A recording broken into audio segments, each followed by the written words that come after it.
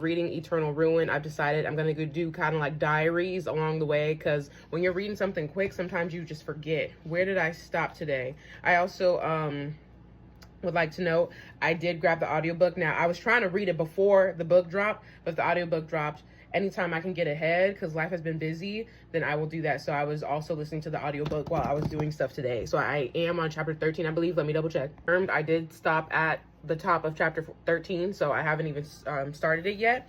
But what I will say so far, one, I love that we get Susenyos Pov. I love it because I love complex characters. And I feel like they're literally the most complex you can get.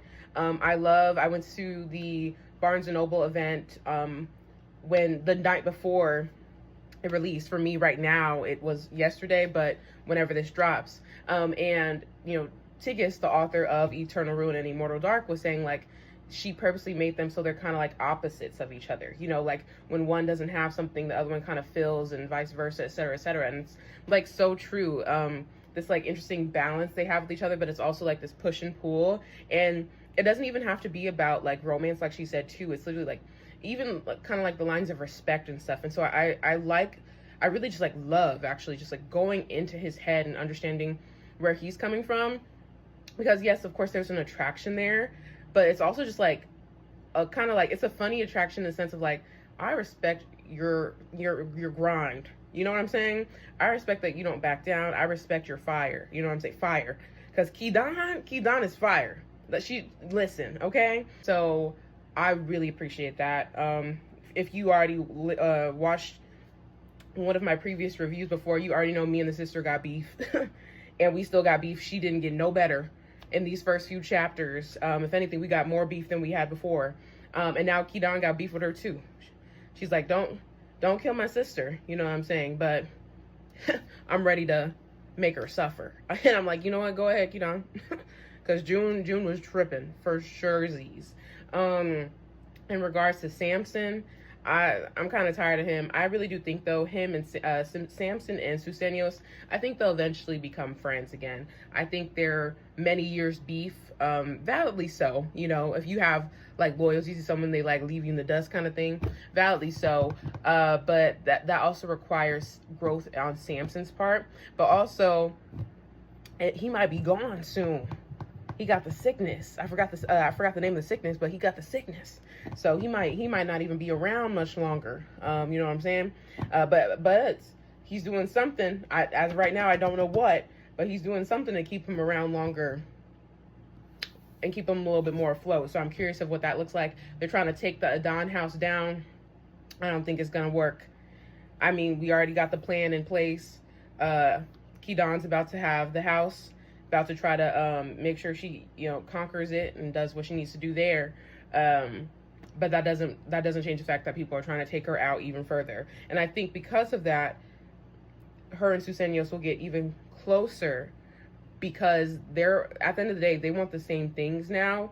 Not everything, but one thing about that house, they want those artifacts, and they want to get the house down. You know what I'm saying? So that's, I don't know, I love it. The story, I love so much. The story is just so fun. It doesn't get boring. I'm 13 chapters in, and I'm not like, okay, where's the build? Like, the build happened when we got in, and I feel like that was the same thing for Immortal Dark. So you know, this is gonna be a long review, but this is for chapters 1 to basically chapters 12, but we're about to get into 13 right now.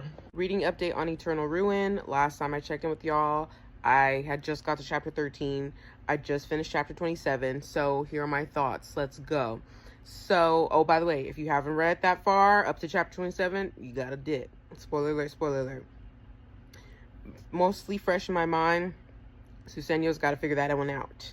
The fact that they are now fully linked, which means that he can only have Kidan's blood, he's in trouble. There's only so much he can really do in regards to like taking Samson's. He's gonna have to be honest with her at some point about what's happened. And I know he technically was, but I don't think it really processed her, especially because they were in like the joyful room. I don't think it really processed what 100% what he was saying. Like, he told her but didn't really tell her everything, you know what I'm saying? And then I think it's kind of wild that everybody's trying to vote their house out. The betrayal is real. It's not surprising. It's just like, my girl really can't catch a break. She's like, I'm trying to, you know, really conquer the house. I'm trying to get all these things, and there's something at every turn. We got June's Pove. I liked that. June is still not on my good side, but it gives me a little bit more perspective into the idea that, okay, maybe June did this for a reason. There's some more layers here that we don't know about from June's perspective, but she knows something that we don't, and as well as Ki-don doesn't know. But I do think whatever she did and her reasons for keeping her distance from her seems to be more of a safety thing now. But there's no confirmation on that, and I feel like she's still, yeah, we need more. So I actually didn't mind her Pove. I actually liked it. So if we can get more of her Pove, that would be nice to get more clarity on that. And I don't know, I can't remember if I missed something or not I wasn't able to do a fresh reread of Immortal Dark, but I don't know why she thinks she's gonna die soon. My brain feels like this is something that was mentioned before, but I also feel like this is new information. I don't know why. But if it is new information, I don't know why. But if it isn't, I cannot remember the reasoning. Those are my biggest takeaways. Do y'all think, I think we'll see GK again, because that's been something that's been on Ki-don's mind for a minute. But I think we won't see him until middle of book, end of book. Hopefully, I'm hoping for middle of book, but possibly also end of book. They're hiding homeboy out. Lucidio, that's another person. We got another villain in the mix. We thought Samson was the big bad. He's not, because the fact that Susenyos just took him out right now so easily, it was very much a Klaus Michelson moment, by the way. Steak, snap the neck, give me that. Like, it was very quick. But yeah, Samson, nah. Lucidio sounds like if he could get Susenyos shaking in his boots, we're in an interesting world of trouble. And he got everybody else shaking in their boots, so we shall see about that. But those are my updates. I'm pretty sure I'm missing some things, but that's what's at the fresh in my mind. Eternal Ruin update. If you haven't read, exit the chat. I'm on chapter 52. So if you haven't read chapter 52 up to there yet, exit the chat. So I'm actually in the beginning of chapter 52. I was audiobooking while I was doing my hair, finished doing my hair. So I'm kind of giving a refresh of everything that has happened so far since my last update. One, I was really mad at Ki-don in chapter 43, I believe it was, for being the reason why Itete is no longer alive. As much as I love Ki-don's fire, sometimes like her stubbornness and her like I know it all kind of like energy and way of being really puts her in a place of mistakes quite often.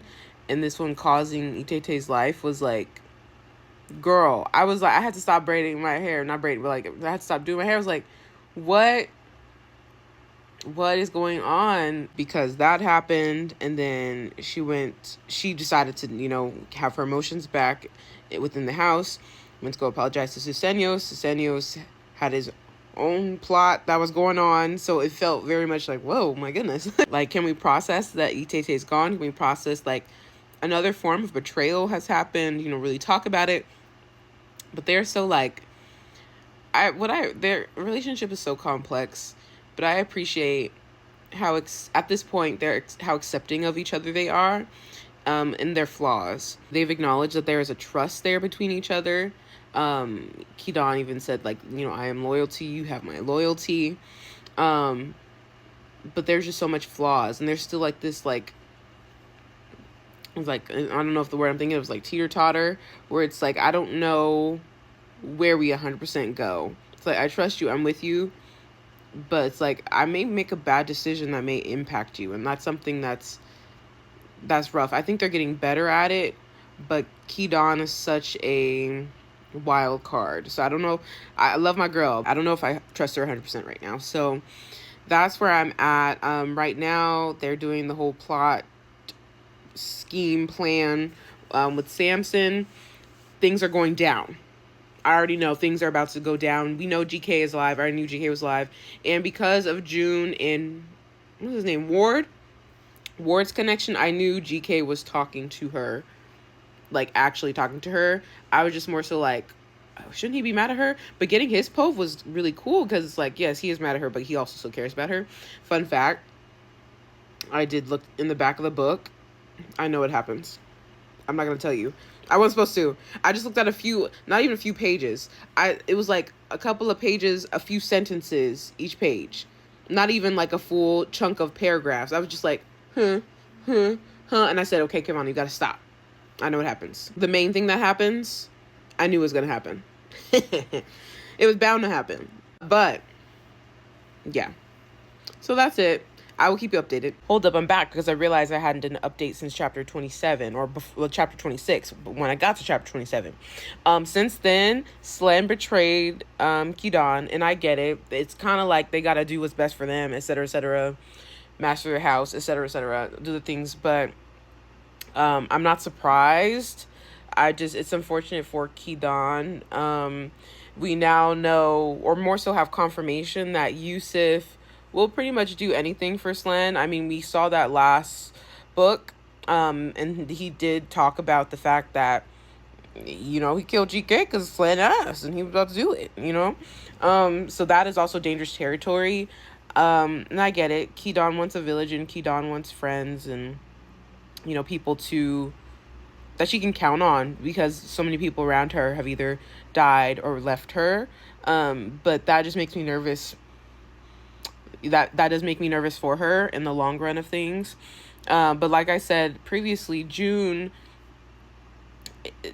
does care for her sister still. Whatever she's doing, it seems to be to protect her sister in a way. So I see the relationship figuring itself out somewhere down the line when they can finally be honest with each other on everything. But yeah, I wanted to bring that up because I was like, wait, I didn't talk about that. And then the other guy, there's another vampire or a sage. I'm not going to hold y'all. When I was listening to the audiobook, I did get lost in the sauce on that one. His name starts with a V, but he's a problem as well. So there's another person in the mix. In addition to the confirmation of Susenyos wanting to become a sage, and that's why he needs the artifacts and stuff. There's a lot going on. It's never boring, you know what I'm saying? Quick Eternal Ruin check-in, because I'm pretty sure I'm just going to finish this book very soon. I'm so late, but I can't wait. I'm very excited. One, I just finished chapter 72. If you haven't read chapter 72, you got to exit the chat, okay? There's a whole lot going on. First of all, I want to say my bad, June. June, girl, you've been going through a lot by yourself, and I thought you betrayed your sister. I was mad at you since book one. I apologize. You've been going through a lot. The question is June going to be successful in getting Kidan to kill her? Not sure. I don't think they're going to go. I think they're going to last. I think they're going to survive together. Sisters. Yeah. The fact that the ring artifact is in them both, wild. Didn't consider that not once. The fact that June is talking to the last sage and that's who's been, in her head and stuff. And the fact that Ward knows everything. There's a whole lot of y'all. Susenyos and Kidan are in a good spot. They're very, he's calling her love and stuff. So seems like they're in a good spot. But as a fantasy girl, when that happens, if you didn't watch my part 3 on my updates, I do know how it ends. I know I'm one of the girlies who likes to look in the back of the book real quick. I do know, but I don't know how we get there and how everything exactly happens and what exactly happens. I just know, sentence. So we shall see. But yeah, because things got a little, Also, Samson's on the run. Samson is on the run. I think he's going to play a part in how everything goes downhill. For surezies. I don't think June, if she does die, I don't think she's going to in this book. That is my theory, okay? But yeah, there's a lot going on, y'all. There's a lot of information to digest as well. But those are my quick thoughts. I know it's been a few chapters, but there's been a lot. I gotta finish. I lied. I said I wasn't going to come back until I finished Eternal Ruin. That's a lie. I just finished chapter 77. If you haven't read up to chapter 77, you got to exit the chat. 5, 6, 7, 8. Okay. All right. For the people who have finished the book or read up to chapter 77. First of all, I knew. I know, Dean Ferris, you're about to catch some hands, Dean Ferris. Yeah, She was too sweet, too nice in the first book. I was like, something suspicious. And then this book, and further on, all she can do was just keep basically like being all against Kidon and basically giving her that like negative energy and vibes and like going against her, but being sweet to her face. Fakery. So I just want to say this. I love the fact that Kidon has now found out that her and her mother are very similar. All she needed was the check. I mean, Kidon's gonna do what Kidon's gonna do, you know what I'm saying? But all she needed was the approval. Dean Ferris, that's what I said. Let me talk to y'all now before I go ahead. Dean Ferris, Kidon is about to slide Dean Ferris down. Because don't smile in my face. Be like, oh my gosh, I loved your parent. And then you're the one who took them out. You're the one who took them out.